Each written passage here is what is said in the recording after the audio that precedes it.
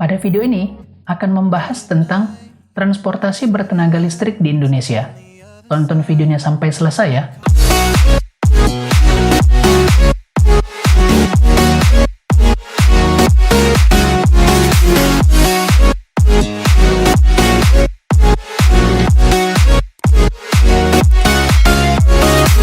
Perkembangan dunia otomotif terus mengalami kemajuan dari masa ke masa. Terlihat dengan kemunculan sudah banyak kendaraan dengan segala fitur yang canggih dan peralihan mobil yang menggunakan bahan bakar minyak menjadi tenaga listrik.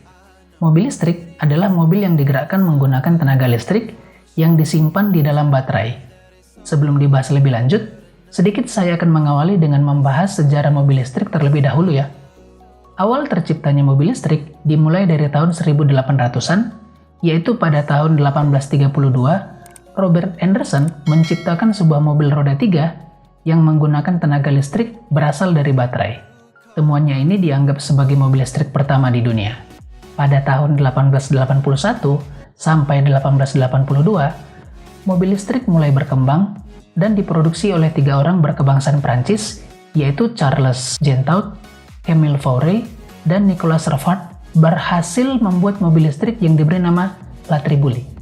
Pada tahun yang sama juga, Gustave Trouve meluncurkan mobil listrik yang dimodifikasi menggunakan mesin listrik buatan dari Siemens yang dipasang pada mobil roda 3 yang diberi nama Starley asal Inggris. Dengan adanya penemuan-penemuan tersebut, membuat perindustrian mobil listrik semakin berkembang dan diminati banyak orang.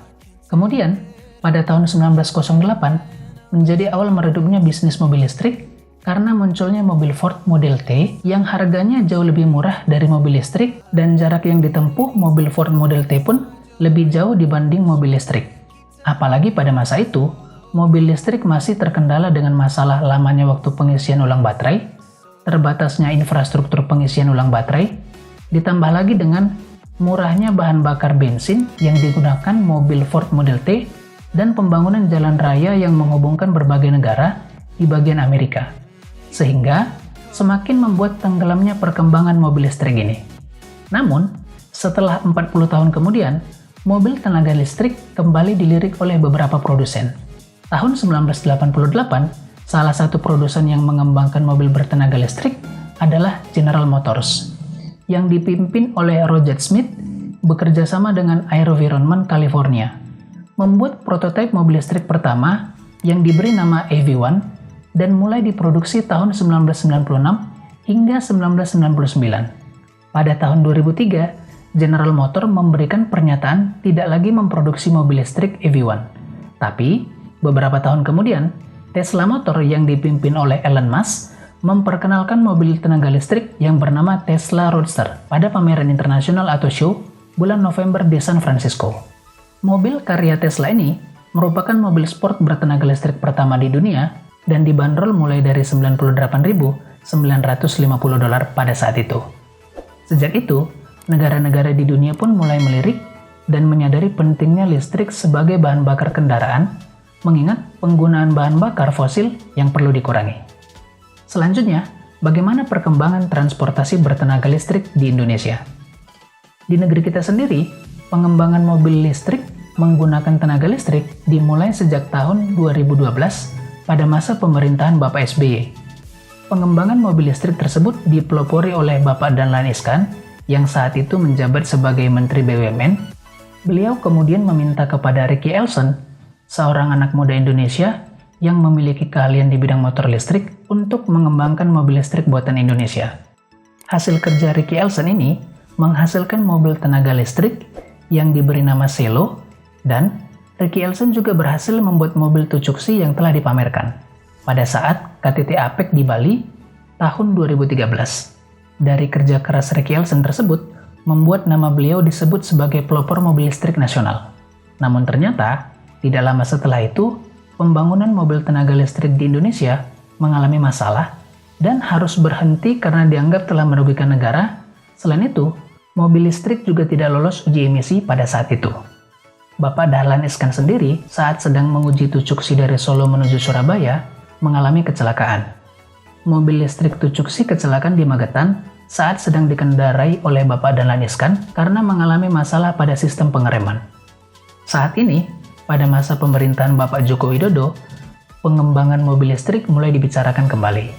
Dengan pertimbangan dalam memberikan arah, landasan, dan kepastian hukum, pemerintah dianggap perlu pengaturan yang mendukung percepatan program kendaraan bermotor listrik berbasis baterai untuk transportasi jalan. Atas pertimbangan tersebut, pada tanggal 8 Agustus 2019, Bapak Presiden Joko Widodo telah menandatangani Peraturan Presiden Nomor 55 Tahun 2019 tentang program kendaraan bermotor listrik berbasis baterai untuk transportasi jalan. Dalam Perpres itu disebutkan, percepatan program kendaraan berbasis listrik berbasis baterai untuk transportasi jalan diselenggarakan melalui A. Percepatan pengembangan industri kabel berbasis baterai dalam negeri. B. Pemberian insentif. C. Penyediaan infrastruktur pengisian listrik dan pengaturan tarif tenaga listrik untuk KBL berbasis baterai. D. Pemenuhan terhadap ketentuan teknis KBL berbasis baterai. Dan E. Perlindungan terhadap lingkungan hidup. Buat teman-teman yang ingin mengetahui lebih detail isi dari Perpres tersebut, cek link di deskripsi ya untuk mengunduh filenya. Berikut keuntungan yang didapatkan jika menggunakan mobil listrik. Yang pertama, penggunaan energi yang lebih irit karena cukup menggunakan listrik dibandingkan bahan bakar minyak. Kedua, emisi karbon menjadi lebih rendah dan mengurangi polusi dibandingkan penggunaan BBM. Ketiga, perawatan mudah karena tidak memerlukan pergantian oli, dan lain-lain, dan perawatan yang diperlukan hanya perawatan baterai saja.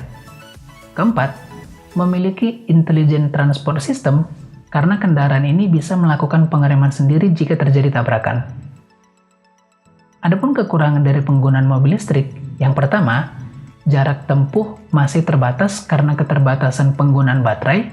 Yang kedua, waktu pengisian energi berupa baterai masih lama. Yang ketiga, saat ini pengetahuan masyarakat tentang mobil listrik masih minim. Menurut salah satu Menteri Presiden Jokowi, Bapak Luhut Bin Sarpanjaitan mengatakan, Indonesia tidak akan hanya menjadi pasar dari mobil listrik saja, namun juga akan menjadi global player. Jika demikian, siapa sajakah perusahaan Indonesia yang ikut terjun dan terlibat dalam industri mobil listrik ini? Berikut adalah daftarnya. 1. Toyota Astra International. PT Astra International Tbk melalui perusahaan Ventura miliknya yakni PT Toyota Astra Motor berkomitmen mengembangkan dan meningkatkan mobil listrik di Indonesia. Yoichi Miyazaki selaku ASEAN Region CEO Toyota Motor Corporation menyebutkan bahwa pihaknya menggelontorkan dana investasi hingga $2 miliar atau setara dengan 28,29 triliun untuk rencana tersebut. Beliau juga mengatakan, setidaknya dalam 5 tahun ke depan, Toyota sudah menyiapkan 10 jenis kendaraan listrik bagi konsumen di Indonesia. Lokasi proyek pengembangan mobil listrik milik Toyota ini akan dilaksanakan di Bali karena dianggap dapat mendukung ekosistem ekoturism di Pulau Dewata. Kedua, Hyundai. Pabrik PT Hyundai Motor Manufacturing Indonesia di Cikarang, Jawa Barat, siap memproduksi mobil listrik pada tahun 2021. Kepala Badan Koordinasi Penanaman Modal, Bapak Bahlil Lahadalia mengatakan, pabrik mobil Hyundai akan memproduksi 2 jenis kendaraan yakni mobil berbahan bakar minyak dan mobil listrik. Produsen mobil asal Korea Selatan ini pada awal tahun 2021 siap memperkenalkan mobil listrik Hyundai Ioniq 5. Hyundai Ioniq 5 First Edition memiliki dimensi panjang 4.630 mm dengan jarak sumbu roda 3.000 mm, sedikit lebih kecil dibandingkan Hyundai Santa Fe dengan panjang 4.770. Beberapa bocoran menyebutkan, mobil listrik ini mampu menghasilkan tenaga hingga 313 PS dengan akselerasi 0-100 km per jam hanya dalam 5,2 detik. Sedangkan, untuk daya kapasitas baterai menggunakan 58 kWh dengan lama pengisian baterai hingga 80% hanya butuh waktu 18 menit ketika menggunakan Ionity, sistem pengisian daya super cepat 350 kW. Ketiga, Nissan Indomobil. PT Indomobil Sukses Internasional Tbk secara tidak langsung juga ikut terlibat dalam industri mobil listrik setelah entitas anak usahanya yaitu PT IMG Sejahtera Langgeng mengakuisisi 75% saham PT Nissan Motor Distributor Indonesia. Setelah berada di bawah naungan Indomobil, Nissan memulai strategi penjualan produk baru berupa mobil listrik bernama Nissan Kick e-Power pada November 2020. Mobil tersebut seluruhnya digerakkan menggunakan energi listrik dengan baterai lithium-ion yang membantu dalam optimalisasi tenaga penggerak kendaraan sehingga menjadi lebih hemat energi. Selain itu, saat ini ada 3 pelaku industri yang siap memproduksi bus listrik di Indonesia dengan kapasitas 1.200 unit per tahun, yaitu yang pertama, PT Mobil Anak Bangsa, kedua, PT Inka, dan ketiga, PT Kendaraan Listrik Indonesia. PT MAB yang diinisiasi oleh Bapak Muldoko saat video ini dipublish sudah memiliki 30 unit bis listrik ready stock yang produksinya di Demak, Jawa Tengah. Sejauh ini, prinsipal merek bus listrik MAB telah mengantongi 1 sertifikat uji tipe dan 2 sertifikat registrasi uji tipe SRUT. 30 unit bis tersebut memiliki panjang 12 meter yang sudah dirangkai baik untuk tipe high deck dan low entry yang memenuhi spesifikasi bus rapid transit. Sementara, PT Inka yang dikenal sebagai perusahaan produsen kereta api mencoba melebarkan sayapnya pada industri transportasi darat jenis lain, yakni bus tenaga listrik yang diberi nama e-Innobus. E-Innobus melakukan unjuk kemampuan di hadapan Wali Kota Madiun dengan berkunjung ke Balai Kota Madiun dan berkeliling di sekitar Jalan Pahlawan Balai Kota. Bus listrik e-Innobus produksi PT Inka kembali melakukan uji operasional yang dilakukan di Jakarta dengan melibatkan pihak PT Transjakarta. SM Pengembangan Produk dan Teknologi PT Inka, Febri Panduwijaya mengungkapkan, pengujian ini bertujuan untuk mengetahui performansi baterai motor dan sebagainya pada rute operasional Transjakarta.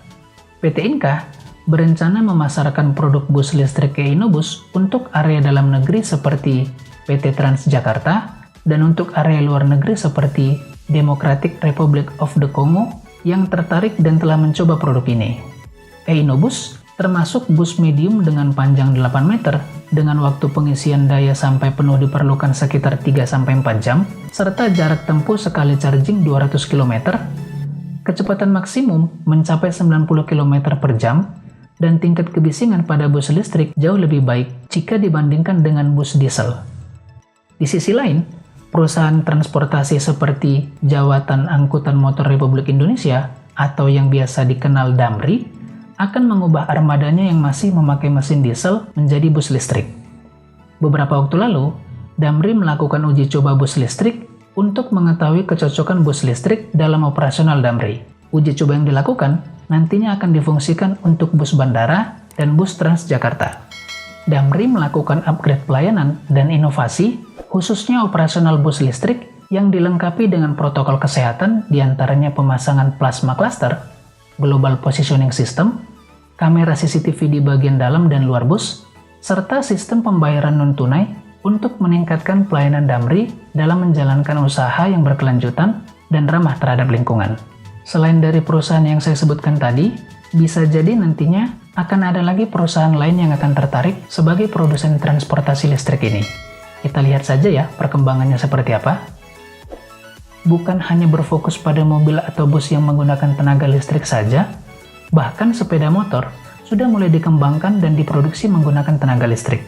Kementerian Perindustrian ikut mendorong upaya percepatan pengembangan industri sepeda motor listrik di tanah air karena akan memberikan beberapa manfaat bagi sistem transportasi dibanding kendaraan konvensional, baik dari aspek lingkungan maupun energi. Dari informasi yang saya temukan, berikut daftar motor listrik yang dapat dibeli di Indonesia. 1. VR Q1. VR baru saja meluncurkan New VR Q1 pada gelaran Gaikindo Indonesia International Auto Show pada tahun 2019. Motor berbeda dengan generasi sebelumnya yang hanya menggunakan satu baterai untuk penggerak. Pada New VR Q1 terdapat 2 baterai sekaligus. Motor ini dibanderol seharga 18,9 juta. Kedua, VR E-Cross. Selain menjual motor listrik jenis skuter matic, VR juga menjual motor listrik bergaya motor trail. Motor hadir dalam 2 varian, yakni VR E-Cross Advance dan VR E-Cross Lite, dengan harga 50 jutaan. Ketiga, Celis. Untuk merek yang satu ini, menawarkan beberapa varian motor listrik. Ada yang bergaya skuter matic, yakni Celis Merak, yang dibanderol 23,5 juta. Ada juga model motor trail yang disebut Celis Trail. Motor dibanderol lebih mahal dibanding Celis Merak, yaitu 24,3 juta. 4. Gesits. Gesits yang merupakan singkatan dari Garansindo Electric Scooter ITS ini resmi diluncurkan dan dirilis harganya pada gelaran Indonesia International Motor Show 2019 lalu. Dibandingkan dengan VR Q1, VR Across, dan Celis, Gesit punya bandrol yang paling mahal yakni 24,9 jutaan. 5. Honda PCX Electric. Honda PCX Electric merupakan hasil produksi PT Honda Astra Motor yang telah dibekali dua baterai lithium-ion dengan masing-masing berkapasitas 50,4 volt. Dengan baterai tersebut, PCX Electric mampu menghasilkan tenaga sebesar 4,2 kW pada 5.500 rpm dengan daya tempuh 69 km dengan kecepatan rata-rata 40 km per jam jika baterai terisi penuh. Sistem pengisiannya pun bisa dilakukan dengan dua cara, yaitu colok ke stop kontak yang membutuhkan waktu pengisian 6 jam dari kosong hingga penuh, dan juga swap system. 6. ECGO2. Sepeda motor listrik ini merupakan kendaraan yang dibawa oleh PT Green City Traffic. ECGO2 diklaim dapat dipacu hingga 70 km per jam. Selain itu, baterainya sendiri bisa menempuh jarak terjauh hingga 80 km dalam sekali isi. Di sisi lain, motor listrik ini dapat melewati genangan air setinggi 30 cm. 7.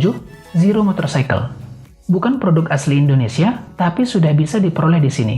Motor listrik garapan Amerika ini dijual oleh Garansindo Group dan memiliki banyak varian. Bisa terbilang ini motor listrik paling mahal di daftar ini karena mencapai harga sampai 300 juta rupiah. Kecepatannya mampu mencapai 160 km per jam dengan jarak tempuh baterai 190 km. Itulah informasi yang bisa saya rangkum tentang transportasi bertenaga listrik di Indonesia. Saya percaya tidak akan lama lagi, transportasi di Indonesia akan diramaikan dengan transportasi bertenaga listrik seperti minibus, bus, taksi online, dan sepeda motor. Semoga informasi yang saya sampaikan ini bermanfaat untuk teman-teman semua.